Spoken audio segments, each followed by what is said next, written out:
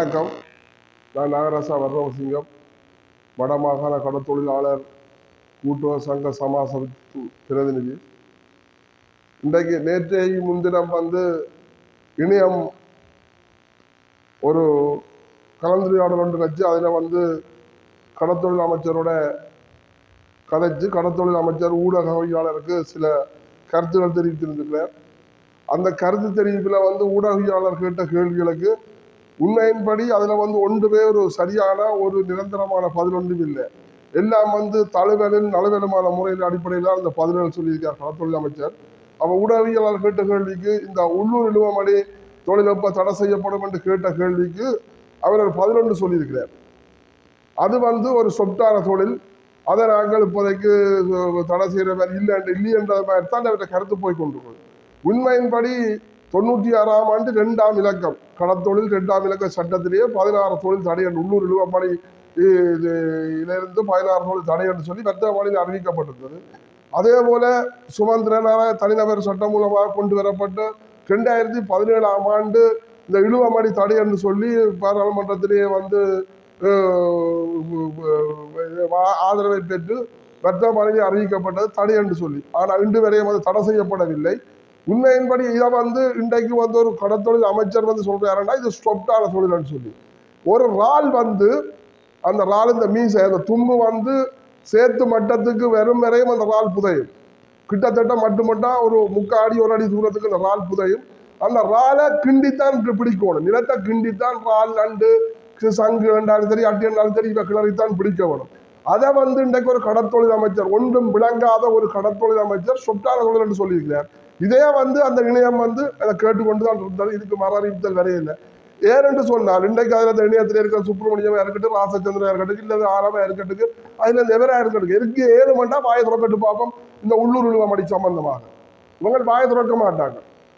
இன்றைக்கு நான் இதை எங்க தமிழ் அரசியல் கட்சி சுமந்திரன் உட்பட சகல தமிழ் அரசியல் கட்சிக்கு நான் தெரிவிக்கிற ஏன்னு சொன்னால் உங்களோட கவனத்துக்கு திட்டமிட்டு சதி இது வடமாகாண கடலை அழிக்கிறதுக்கு ஒரு திட்டமிட்ட சதி ஒன்று நடந்து கொண்டிருக்கிறது. இதுக்கு எங்கிருந்து அரசியல்வாதிகள் துணை போகாமல் இதுக்குரிய நடவடிக்கை எடுத்து இந்த தடை செய்யப்பட்ட சூழல் அதை நிறுத்தணும். சுமந்திரன் உட்பட சகல அரசியல்வாதிகளுக்கு இது உடனடியாக கவனத்துக்கு தான் கொண்டு வரலாம். ஏனென்று சொன்னால் இன்றைக்கு கடல்ல மீன் இல்லை, சாப்பிட மீன் இல்லை. இன்றைக்கு சட்டவிரோதமான தொழில ஊக்குவிக்கப்பட்டதால தான் இன்றைக்கு கடல்ல மீன் இல்லாமல் எங்கட மக்கள் செத்து கொண்டிருக்கிறேன். இன்றைக்கு உண்மையானபடி வடமராட்சி கிழக்க பாருங்கோ, சுருக்கு வேலை இல்லாத வீடும் இல்லை, சுருக்கு வேலையில கால் வைக்காத நபருமே இல்லை. அப்படியா கொத்தாடத்துல இன்றைக்கு வடமராட்சி கிழக்குல சுருக்கு வேலை போய் கொண்டிருக்கு. சாம்பிளுக்கு நீங்கள் பிடிக்கிறேன்னா சும்மா சம்பிரதாயத்துக்கு கொண்டே பிடிச்சு போட்டு நீங்கள் விடுறீர்கள். அப்ப இன்றைக்கு எப்படா திட்டமிட்டு இன்றைக்கு உள்ளூர் இழுவப்படையிலிருந்து லைட் வைக்கிறதிலிருந்து சுருக்கு வேலையில இருந்து சட்டவிரோதமான தொழில் எல்லாத்தையும் நடந்தால் இன்றைக்கு கடல்ல மீன் இல்லாமல் இன்றைக்கு மீனவர்கள் செத்து கொண்டிருக்கிறார்கள். இதை நீங்கள் எல்லாரும் கவனம் எடுக்காமல் நீங்கள் ஏனோ தானோன்னு இருக்கிறீர்கள். நாங்கள் திருப்பியும் அரசியல்வாதிகளுக்கு எதிரான முறையில நான் கதைக்க வலிக்கிட்டேன்னு சொன்னால் நான் மூக்குடைய நார கதைப்பேன், நான் வேற விதமாக கதைப்பேன். நான் உண்மையின்படி இன்றைக்கு சுமந்திரன் கொண்டு இந்த சட்டத்தை கொண்டு வந்துட்டு அவர் தான் இதுக்கு முட்டுக்கட்டை போட்டார். கொண்ட சட்டத்தை சுமந்திரன் தான் முட்டுக்கட்டை போட்டவர். நான் போய் அவரை வேம்படி சந்தியில் அவரை வீட்டில் நாங்கள் போய் வடமராட்சி வழக்கு சமாசத்தலை கதை கேட்கல, உடனே வழக்கு போடுவோம் அதோன்னு சொல்லி தூக்கி அடித்தவர். நான் உடனே போடுவோம் பான்னு சொல்லி இன்றைக்கு இதுவரையில ஒரு நடவடிக்கையும் இல்லை.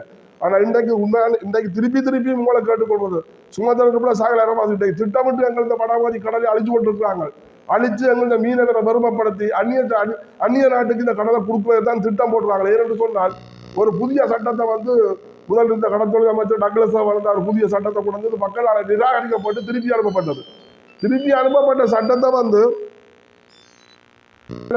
உடவியாளர் சொல்றார் 2 மாதத்திலேயே திருப்பி ஒரு புதுசாக ஒரு சட்டம் ஒன்று வரையறுக்கப்பட்டது. அந்த சட்டம் வரும்பண்டு உண்மையின்படி உண்மையின்படி இந்த மக்கள் கருத்து ஒரு கடற்தொழில் அமைச்சராக இருந்தால் நேரா நிறுவனத்தை கூட்டிக் கொண்டு பொது அமைப்புகள் இருக்கு. உண்மையின்படி இந்த சம்மேளனம் அவனை விட்டுட்டு இது பாதிக்கப்பட்ட கடற்தொழில் சங்கத்தின் தலைவர்களை கூட்டிக் கொண்டு நீங்கள் ஒரு நாள் இல்லாவில போய் அந்த டோலர் என்ன செய்துன்னு பாருங்க. இந்த புதிய சட்டத்தை நாங்கள் ஒரு காலம் ஏற்க போறதில்லை, ஏற்க மாட்டோம். இது நாங்கள் மக்களால் நிராகரிக்கப்பட்டு திருப்பி அனுப்பின சட்டம்.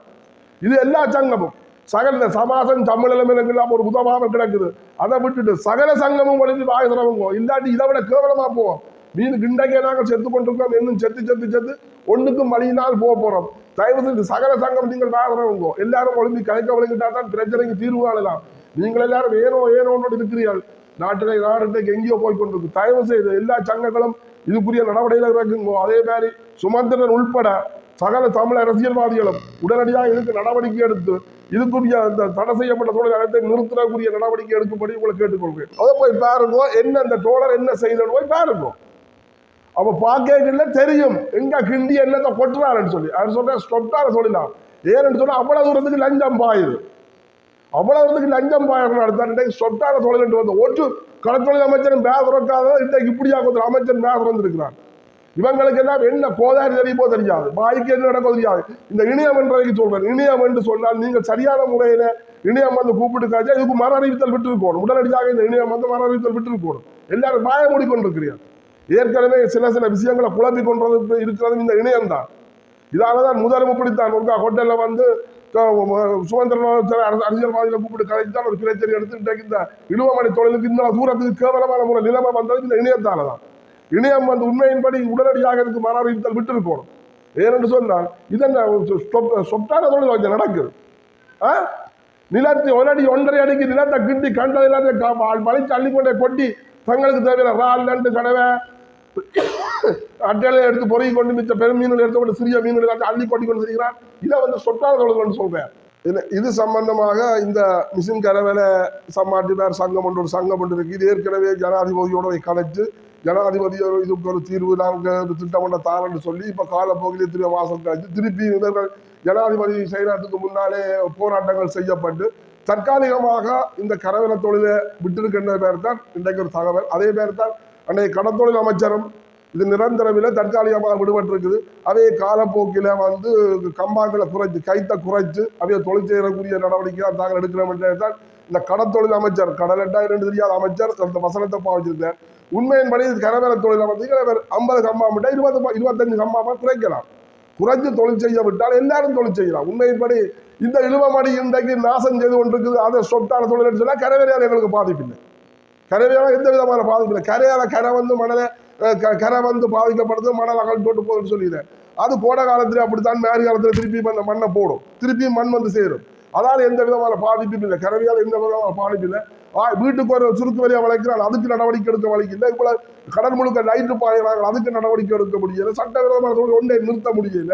கரவலையாத ஒரு காலம் பாதிப்பு இல்லை. கரவலை பாரம்பரிய தொழில். நாங்கள் அதிக காலம் எத்தனையோ காலம் பிடிச்சி கரவேலை நடந்தோம்னான் இருக்குது. அது குறிக்கப்பட்ட கம்பா போட்டு கையால் இழுத்தது. இப்ப கையால் இழுக்கிறதுக்கு சம்பளத்துக்கு ஆட்கள் இல்லை. யாரை பிடிக்க முடியும்? இந்த வெயில் நிற்க மாட்டான். அப்ப உண்மையின்படி 50 கம்பா பண்ணா 25 கம்பா குறைச்சி கரவேலை தொழில் விடலாம். அது பிரச்சனை இல்லை. ஆனால் தற்காலிகமாக விடுபட்டு 1 வருஷத்துக்கு தற்காலிகமாக இந்த தொழில் விடுபட்டு இருக்கிற தான் எங்களுக்கு ஒரு தகவல். அது உண்மை போய் அது அப்புறம் உண்மையின்படி அது கரவேலையால் பாதிப்பில்லை. முற்று முழுதாக எங்கள் இந்த கடல் வளர்ச்சி அளிக்கிறது உள்ளூர் நிறுவப்படாது. இந்திய நிறுவப்படாத பற்றி கழிச்சு ஓட்டிக்கல. இந்திய நிறுவப்படகிட்ட பெறமாட்டான் அவன். இப்ப வாரது இல்லை. ஆனால் என்றைக்கு உள்ளூர் நிறுவப்படகை நிறுத்துறாங்களோ அன்றைக்கு இந்திய நிறுவப்படகை ஒரு காலம் இவங்களுடைய வரமாட்டான். உள்ளூர் நிறுவப்படகை வச்சு கொண்டு இவங்க இந்தியனை வச்சு கொண்டு இவங்க அரசியல் நடத்தி கொண்டிருக்காங்க. இந்த அரசியல் நாடாமல விட்டுட்டு மக்கள் இந்த வாழ்வாதாரத்தை பற்றி யோசிக்கும். கடற்தொழில் மக்கள் இந்த வாழ்வாதாரத்தை பற்றி யோசிக்கும். என்றைக்கு உள்ளூர் நிறுவப்படகை நிறுத்தப்படுதோ அன்றைக்கு இந்திய நிறுவப்படகை இங்க வராது. ஏற்கால கடைசி மட்டும் வரமாட்டான். அவங்களுக்கு தெரியும். அங்க நிறுத்தியாச்சு தங்களை கட்டாயம் பிடிச்சு கொண்டு முழுப்பெரிய அரசியல் நடத்தி கொண்டிருக்கிறாங்க. இந்த உள்ளூர் நிறுவப்படகை விட்டுட்டு இந்தியரை வரவழைச்சு கொண்டு இந்திய அரசியல் நடத்தி கொண்டிருக்காங்க. தயவு செய்து சுமந்திரன் உட்பட சகல அரசியல்வாதிகளும் இதுக்குரிய நடவடிக்கை எடுங்கோ. இல்லாட்டி அடுத்த கட்ட நாங்கள் உங்களுக்கு எதிரான முறையில் நாங்களும் பிரச்சாரம் செய்ய வேண்டியது. சுவிட்சர்லாந்துல வீடு வாங்க போறீங்க, இல்ல ஆல்ரெடி உங்களுக்கு அங்க வீடு இருக்குன்னா இந்த வீடியோ உங்களுக்காக தான். ஸோ ஸ்கிப் பண்ணாம ஃபுல்லா பாருங்க. ஒரு மனிதனுக்கு வீடு அப்படிங்கிறது ரொம்பவே அத்தியாவசிய தேவை. அத்தியாவசிய தேவைகள்ல முக்கியமான பங்கு வகிக்கிறதே இந்த வீடு தான். ஸோ அப்படி வீடு வாங்குறது விற்கிறது இது சம்பந்தமா உங்களுக்கு இருக்கிற நிறைய ப்ராப்ளத்துக்கு சொல்யூஷன் தர ஒரே இடம் தான் உங்கள் செல்வாசக். Your future our vision. இப்போ சுவிட்சர்லாந்துல வீட்டோட வட்டி விகிதத்துல வந்து நல்ல மாற்றம் வந்திருக்கு, நிறைய குறைஞ்சிருக்கு. ஸோ நீங்க ஏதாவது அக்ரிமெண்ட் போட்டு வச்சிருக்கீங்கன்னா இப்பவே அதை ரெனிவல் பண்ணி மாற்றி வச்சுக்கிட்டீங்கன்னா உங்களுக்கு நிறைய ப்ராஃபிட்ஸ் இருக்கும். ஸோ இது சம்பந்தமா உங்களுக்கு ஏதாவது அப்டேட்ஸ் வேணும், இந்த மாற்றத்துல உங்களுக்கு ஏதாவது டவுட் இருக்கு அப்படின்னா மறக்காம ஸ்கிரீன்ல தெரிய நம்பர் கால் பண்ணுங்க. சுவிட்சர்லாந்துல நீங்க வீடு வாங்கணும் இல்ல வீடு விற்கணும் அந்த மாதிரி ஏதாவது உங்களுக்கு தேவைகள் இருந்தா மறக்காம எங்களை காண்டாக்ட் பண்ணுங்க. உங்களோட எல்லா தேவைகளையும் உங்க ஃபேமிலியில ஒரு மெம்பரா இருந்து நாங்க பார்த்து பண்ணி கொடுப்போம். இது உங்கள் செல்வாசக். இச்செய்திகளுக்கு பிரதான அனுசரணை செல்வாசோக் இமோபிலியன், சுவிஸ் நாட்டில் முன்னணி நிறுவனம். தொடர்புகளுக்கு 07951464428. வீடு வாங்க, வீடு கட்ட, வீடு திருத்த மற்றும் வீட்டுக்கடன் Your future, our vision. இது போன்ற மேலும் பல முக்கிய சுவாரஸ்யமான செய்திகளை அறிந்து கொள்ள லங்காஃபோ யூடியூப் சேனலை சப்ஸ்கிரைப் பண்ணுங்கள். எமது செய்திகள் உடனடியாக கிடைக்க பெல் பட்டனை அழுத்துங்கள். அத்தோடு எமது செய்திகளை மற்றவர்களும் பார்வையிட ஷேர் செய்யுங்கள். நன்றி.